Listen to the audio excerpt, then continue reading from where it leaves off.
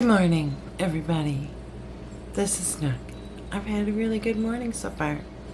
Well, technically, it's still my night because I haven't gone to sleep. But I stopped and played a couple of hands of penny poker, and I had a nice conversation there. Lost my pennies and then left. It kind of correlates with what I had recorded earlier this evening, which was about friendships, meeting people, and how when you come in contact with people, whether you know them or not, how you should strive to make their day better. Whether it's just with a hi, how's it going? Or whether it's a good job or nice to meet you, just anything. Especially in the last 2 years, since the world went crazy, we have less and less interactions with people on a one-to-one basis in front of each other. A lot more of it is being done online.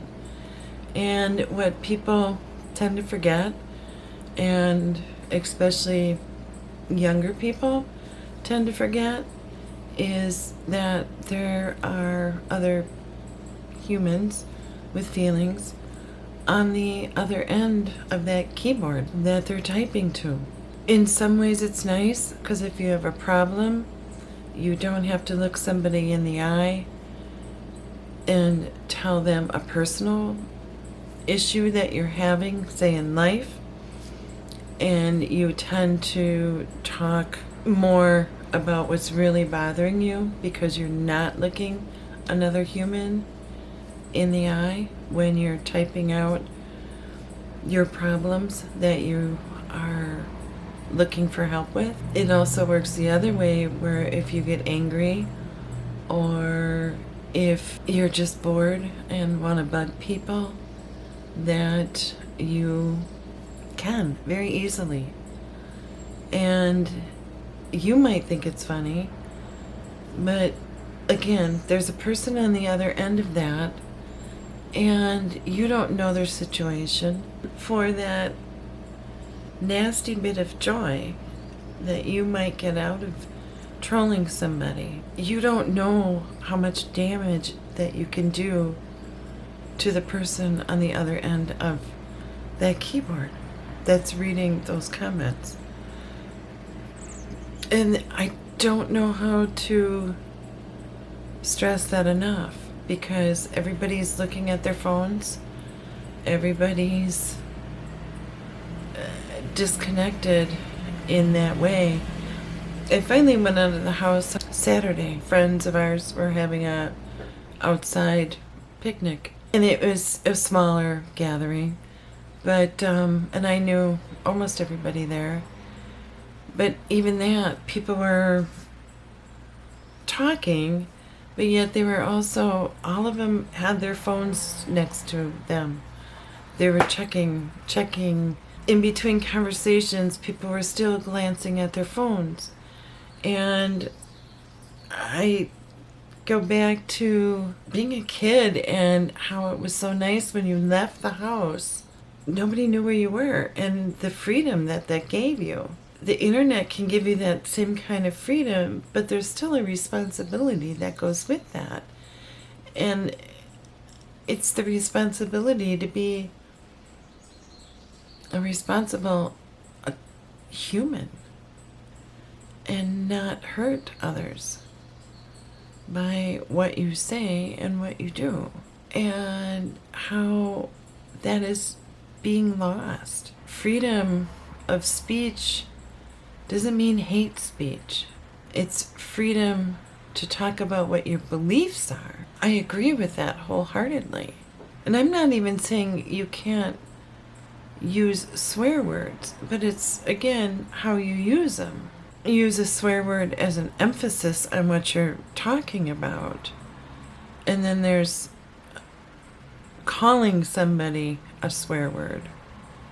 Those are two different things. Where the first one is a freedom of speech, The second one is just being a bully.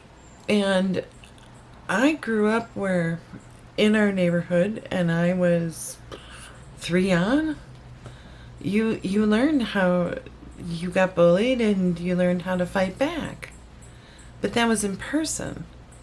And people saw your face and they saw the reaction to saying mean things or punching somebody.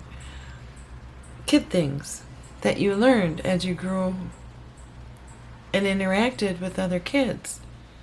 And because of parents not letting their kids outside to play with the neighbors for very good reasons in some cases, or if their kids, they hear their kids messing around with other kids, they stop it before anybody learns any lessons on how to interact with other humans. And you end up with a bunch of people that were never told no in their life, that they were told everything that they did was wonderful. Then they go on the internet and say things that there is no consequences for. Yet they don't realize that what they're saying, they wouldn't want said to them. And if it happened to them, they'd be like, oh, I didn't do anything. Why is this person being so mean to me? Do unto others as you would want done unto you. Also, it has to do with language and how you treat people, whether it's online or offline. And that is something that is being so lost. And the last 2 years hasn't helped, with people being inside and on the internet more. And there's a whole generation that missed a year and a half to 2 years of school. And part of that is learning how to get along and having confidence in yourself to stand up for yourself in a non-hurtful way. I'm not going to say I have never punched anybody, because, well, I did. I was also probably about 7. But that's what you learned on a playground. That's what you learned in your backyard with the neighborhood kids. You don't want to get punched, you punch them back. And you punch them a little harder than they punched you. And then they won't punch you anymore. But I see so many people on YouTube and online that the comments are not constructive. They're just mean. I wish I could fix it. I wish I could get people to go to somebody's video or go to somebody's blog and read the comments in there, and then think about, if those comments were aimed at you, how would you feel? But nobody's going to do that because they don't have time to do that. But they do have time to watch somebody that they don't like and leave nasty comments on somebody's blog or vlog or video or whatever you want to call it, or a Twitter post or an Instagram post. All I'm trying to say is, when you